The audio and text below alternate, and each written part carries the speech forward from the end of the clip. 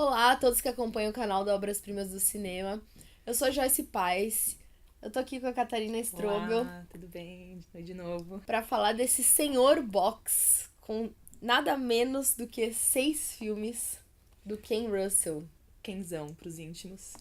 Catarina adora, super fã. E para qualquer fã do trabalho do Ken Russell, esse box é mais do que um prato cheio.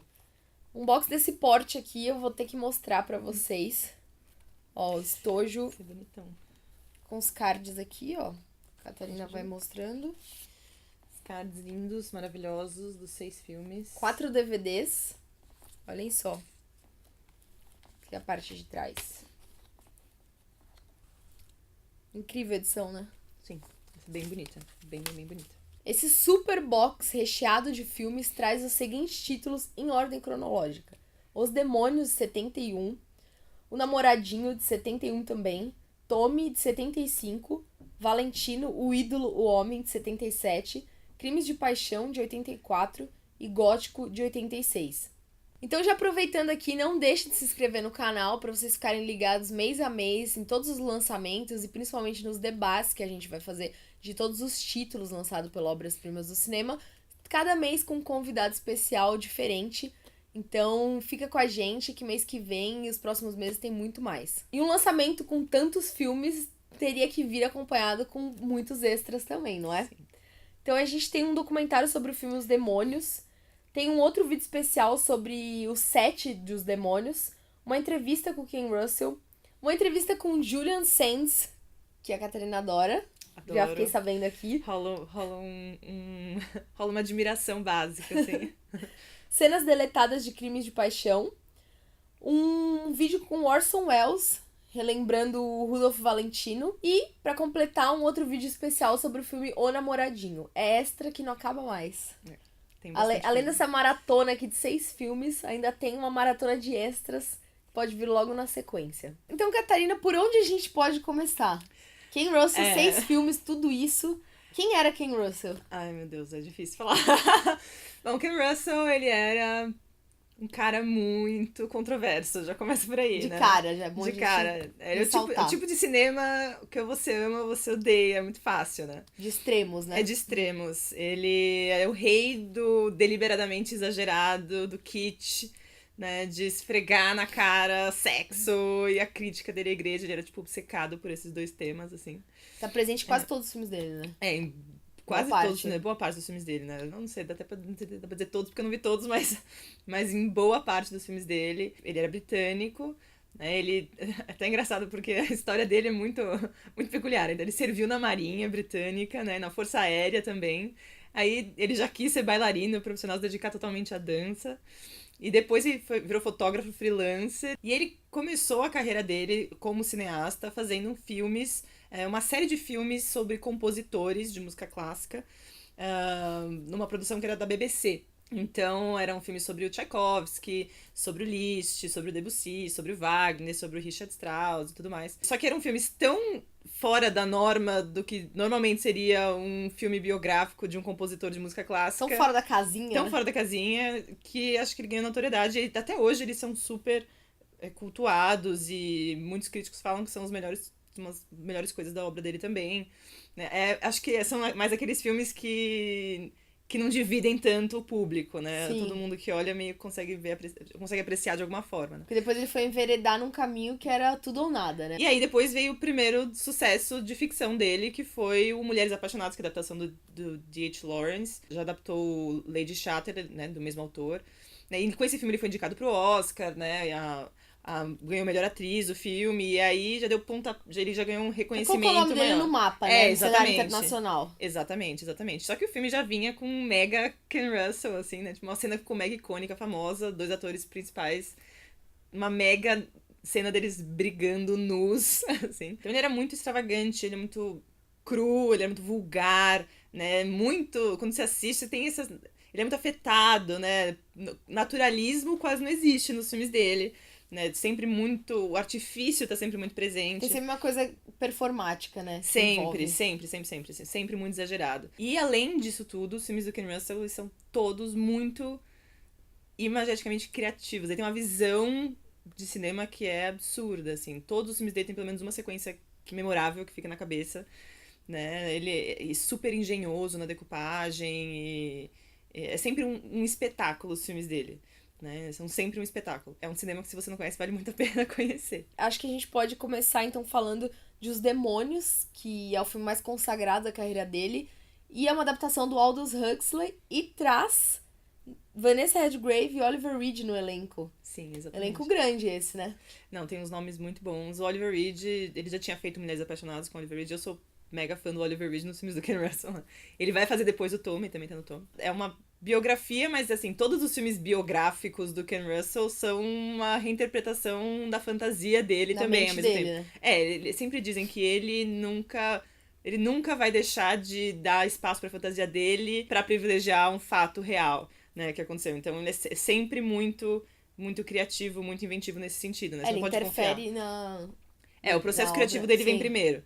Né? O que torna os filmes dele tão especiais, né? Então, a adaptação, que nem você falou, de um livro do Aldous Huxley, que é sobre um padre da França do século XVII. Trata muito sobre... Então, já vem todos os temas Ken Russell full power, assim. Crítica ferrenha à igreja, tem possessão demoníaca, histeria. Então, tem a Vanessa Redgraves como uma freira corcunda que é obcecada sexualmente por um padre. Tem uma sequência dela do sonho que são as partes mais controversas do filme. Eu acho que ele foi mega censurado. Se eu não me engano, a versão americana dele teve um corte absurdo, porque, né? Imagino. As pessoas não lidavam bem com uma freira corcunda se masturbando e tendo sonhos sexuais com Cristo Nossa, na a gente cruz. pensar que até hoje esse tipo de filme poderia sofrer censura facilmente. Não, o Ken Russell, ele é prova de que os filmes... Tem certos filmes que você fala, eu não acredito que uma Warner Brothers financiou esse filme, né? Uma coisa que jamais você veria no cinema hoje em dia. Sim. Né? Não um filme de grande estúdio, né? Desse jeito. Tem uma cena de orgia, né? Eu não tenho outra palavra pra descrever a decupagem dele nesse filme como perturbada. É um filme muito perturbado, né? E é sobre a total decadência da fé cristã e de um pecador que vira santo. Né? Então é total inversão, assim, e uma mega crítica pra igreja. E falando até desse passado que a Catarina já comentou no início do vídeo, da ligação dele com a música, desse apreço que ele tem por esse universo, né, da música, tem o filme Tommy, que tem tudo a ver com isso, né, com música clássica, com rock, mas que tem a ver com a banda The Who, então fãs do The Who, fica aí uma dica também, né? Ele adaptou pro cinema a ópera rock do The Who, de mesmo nome.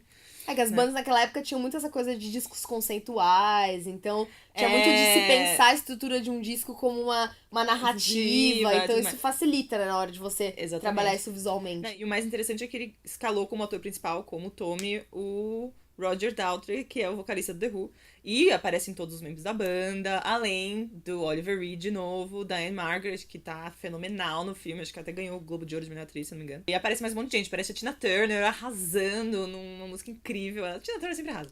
Aí o Eric Clapton aparece também, o Elton John também tem uma galera, música dele. Toda uma galera. E também o filme é imageticamente super ambicioso, né, é uma mega produção. Eu acho que sempre salta tem alguns filmes especificamente do Ken Russell que isso salta. Você fala, meu Deus, olha essa produção, né? Então, tanto de figurino e de cenário, né? E sempre com uma decupagem super engenhosa. E cenas muito memoráveis, né? Como sempre tem nos filmes dele. Por exemplo, Dan Margaret se melando num mar de feijão enlatado. Ou a igreja do culto a Marilyn Monroe. Adoro. Ou Kit Amo Moon. essa igreja, já quero. Eu sinto que a gente se daria super bem com o Ken Russell. Acho que a gente seria super amigos. Sim. Assim. Ou, sei lá, o Kit Moon fazendo o papel do tio abusador, sabe? Muito... E o jeito que o Ken Russell transforma essa ópera rock no filme... Você consegue finalmente colocar uma cara... Você ouve o Pinball Wizard do The Who e você fala, meu Deus, o cara que era cego... surdo, mudo, mas mandava muito bem no pinball, e você assiste esse filme e tudo faz sentido, né? Sim. Então é divertido nesse nível também. Cria uma referência visual, né? Exato, aí agora musical. não tem como pensar diferente, agora sempre estará linkado uma coisa com a outra. E falando de super elencos e de atores inusitados, Sim. Em Crimes de Paixão a gente tem Anthony Perkins protagonizando. Como que é isso? Ele é Kathleen Turner.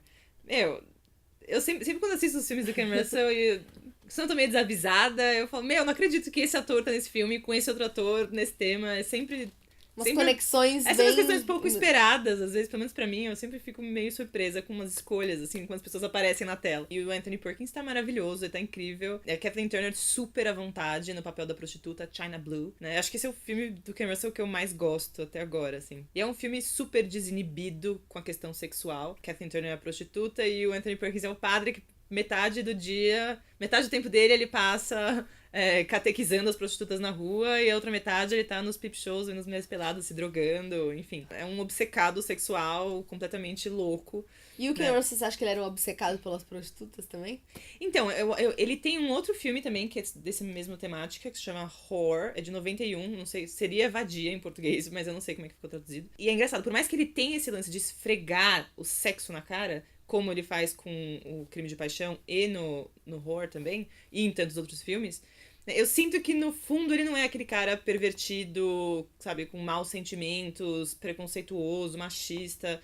Pelo contrário, na verdade, eu acho que o que eu pego dele é que, no fundo, ele era um cara com uma visão meio romântica da coisa, até. Sim. E que ele só tinha muito certo pra ele o que era importante pra ele com relação ao sexo, né? Ele é totalmente antidepressão, na liberdade, das liberdades pessoais. Tem uma cena do horror que você comentou que faria um possível elo com o Twin Peaks, isso né? me deixou muito doido. Vocês têm que comentar se vocês concordam comigo, porque eu tô ficando louca com isso. Então tem um momento nesse filme Horror, que não tá no box, mas que vale super a pena correr atrás, especialmente se você gostou de Crime de Paixão, se você é fã do Ken Russell, em que uma menina, ela é deixada na rua, sabe? Ela foi violentada, espancada, ela tá numa condição terrível, e aparece ninguém mais, ninguém menos do que o Jack Nance.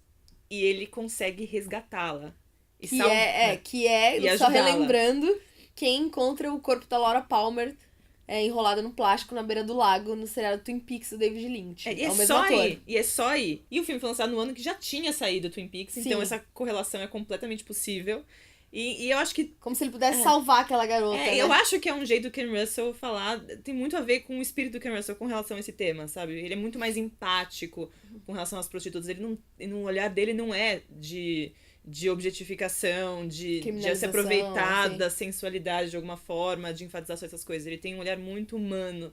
Por isso também você consegue ver os valores dele nesse sentido, que eu acho que é impagável. E o Crime de Paixão, ele é basicamente um ensaio sobre a vida sexual americana da época. Assim, ele trata sexo de uma maneira muito positiva, como se você ser positivo com relação ao sexo não fizesse nada além de trazer bem pra você pessoalmente e pras pessoas como um todo, pra sociedade como um todo, né? Então, eu acho que a mensagem do filme é muito legal, uma das coisas que mais me trouxe afinidade com o Ken Russell. Além de todo mundo que faz os papéis e as cenas mais absurdas com ele, eu sempre passar uma impressão de que as pessoas estão se divertindo ao extremo. A Kathleen Turner tá se divertindo.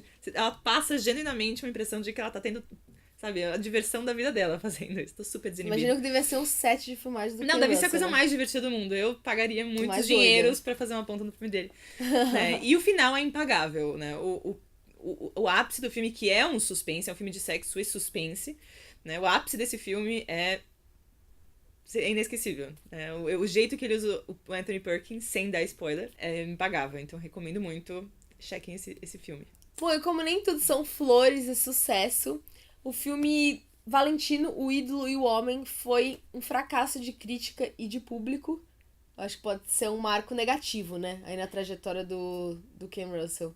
O filme é uma biografia do Rudolph Valentino, que era um ator dos anos 20, acho que levava, imigrante italiano, né? Que levava a galera à loucura. Tipo, o primeiro sex symbol do cinema. Toda essa ideia de celebridade, né? De obcecar por um ator ou uma atriz especificamente. Então ele foi um dos primeiros nesse sentido. E realmente a história é exatamente essa. Que quando ele morreu, as fãs e os fãs dele, mais as fãs, foram absolutamente à loucura e tiveram respostas extremamente exageradas e... fatais, e às vezes até fatais. Por causa disso, né? Então a relação que as pessoas têm com os ídolos do cinema e tudo mais, né? E muita gente criticou o fato do Ken Russell ter escalado o Rudolf Nureyev, que era um bailarino soviético mega famoso, um dos mais importantes do século passado, e como papel principal, né? Mas os fãs de Ken Russell com certeza vão apreciar esse filme. Muitos dos temas do Ken Russell tá aí, mas especialmente uma crítica muito grande a ideias de masculinidade, Porque o Rodolfo Valentino, ele desafiava um pouquinho esse padrão extremamente masculino. Eles tratam sobre isso no filme. Ele tinha uma certa feminidade a respeito dele. Ele borrava um pouco essas linhas, né? Exato, que é uma coisa ótima pra hoje em dia, mas não era. Pra década de 20, Não foi muito vejamos. bem encarada na década de 20. Então tem vários episódios relacionados a isso que o Ken Russell aborda no filme. Você acha que esse filme ele traz um tom dramático mais puxado do que os outros, assim? Não diria dramático. O Ken Russell é dramático do jeito exagerado. Então você sempre. Como ele não é naturalista, você sempre tá um pé atrás. O artifício, ele sempre acaba falando mais alto, mas com certeza eu acho que é uma história que as pessoas podem sentir junto também. Quem não gosta de uma biografia, né? Vamos Exato. combinar. É que eu acho que também. Exatamente porque o Nureyev ele não era um mega ator, né? Então a atuação dele é mais congelada, não é tão expressiva assim. Né? Então eu acho que isso dificulta em vários níveis. Mas era proposta, tem que se comprar a proposta, né? E o filme ele traz também uma crítica muito grande a Hollywood no geral, porque o Ken Russell, pessoalmente, ele odiava Hollywood. Né? E o filme você vê muito isso, que tem... Então, Hollywood é uma terra infestada de falsidade, hipocrisia, interesse por dinheiro, né? Especialmente nas figuras dos produtores de cinema, né? Então, tudo isso é muito, muito traduzido no filme. Essa trajetória do Valentino é um material vasto, né, pra ele explorar. Sim, Isso. Muita gente que também questionava exatamente se era válido ou não fazer uma biografia especialmente do Valentino, porque muita gente acha que ele foi um grande ícone do cinema naquela época, mas ele só fez sentido porque era o começo, porque era a década de 20, né? Que ele com certeza não seria um grande ícone, sei lá, décadas depois. Mas a partir dessa história particular você consegue tocar em outras mas, questões, né? mas o Ken Russell desenvolve a história da melhor maneira. Ken Russell, então, pros fãs realmente vão gostar. E tem cenas super memoráveis, e a que eu mais gosto tá bem no começo do filme, que é o Nureyev, que faz o Valentino, dançando um tango com o Anthony Dowd, que é um bailarino americano que fazia o papel do Nijinsky, que foi um bailarino super importante, né, de antes do Nureyev. Então eles dançam um tango juntos e é incrível, assim, a cena você já fica de queixo caído e já te deixa super aberto pro resto do filme, assim. Depois que termina o tango, o Nureyev aplaudindo a performance do Nijinsky, como se ele estivesse saudando quem veio antes dele, né, que seguindo essa tradição do balé. Traduz um pouco da paixão do Ken Russell pela dança também. Mais uma vez, né? Em outro gênero, né? Exatamente. Se a gente tivesse uma representação cinematográfica da noite em que, basicamente, o Frankenstein foi criado, a história do Frankenstein foi criada sob a ótica do Ken Russell. A gente tem isso. Nós temos isso, e é um filme gótico. Como que é isso? É exatamente o que você falou, é uma reimaginação pelas lentes do Ken Russell da noite em que a Mary Shelley, a famosa noite, que já apareceu em outros filmes até. Sim. Quem lembra do começo da noiva de Frankenstein, o filme começa bem nessa noite que eles passaram, cavocando os medos mais profundos deles, né? E é bem um filme sobre a origem da literatura gótica. É um filme de terror, dá pra dizer isso. Ele é super perturbado, acho que essa é uma palavra ótima pra esse filme. Né? O elenco é ótimo, é o primeiro filme da Natasha Richardson. Né? Tem o Julian Sands, que é o meu amorzinho. Meu amorzinho. Não tem como amar o Julian Sands. O cara fez Naked Lunch do Cronenberg, só o filme favorito. Fez Uma Janela para o Amor. Não tem filme errado com Julian Sands. Até encaixotando Helena aqui. Pode não gostar, mas não tem problema, porque eu gosto. Gabriel Byrne. E o Timothy Spall fazendo um papel ótimo. O Timothy Spall é sempre uma ótima surpresa, e aqui não é diferente. E é um show de horrores, é basicamente isso, né?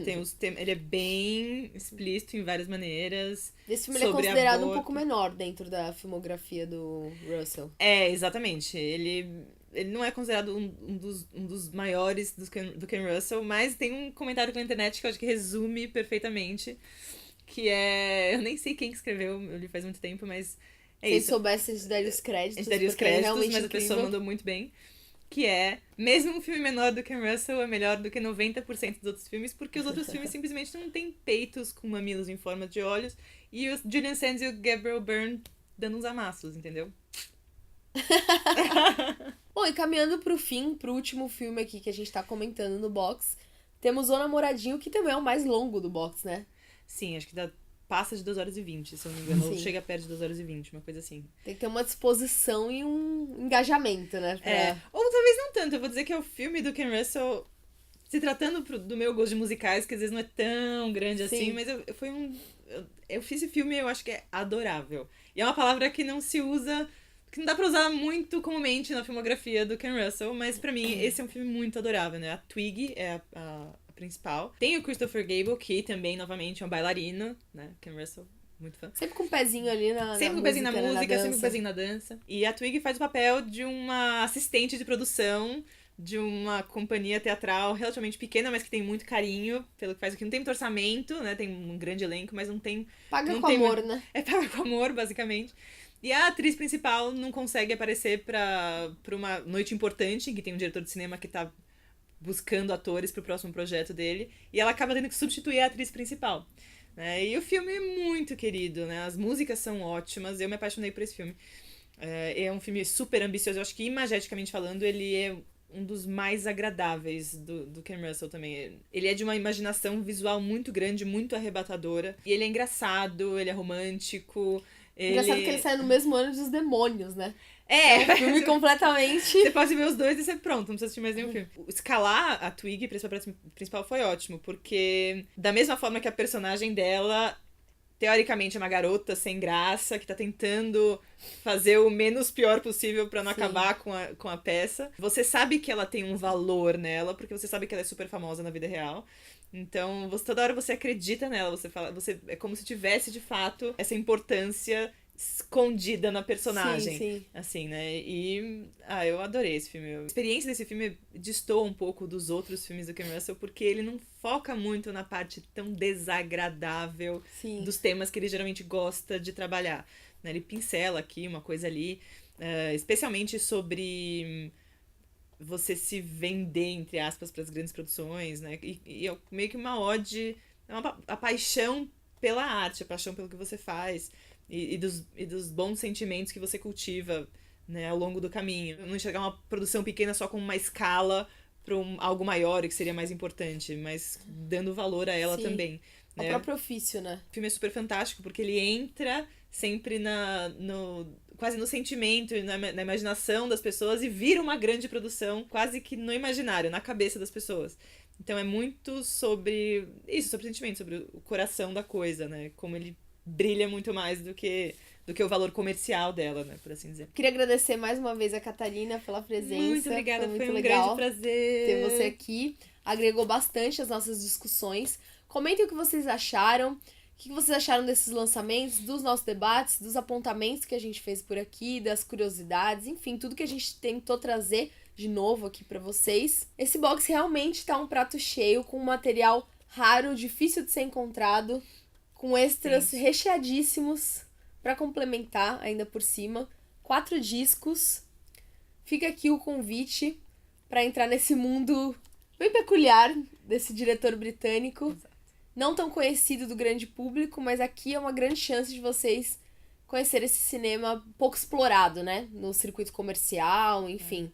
Mas muito essencial de várias formas e muito fresco e muito atual ousado até, sim. E muito agradável de várias formas. Vale muito a pena. Exatamente. Obrigado pela presença mais uma vez. Tchau, tchau. Até a próxima. Tchau, tchau.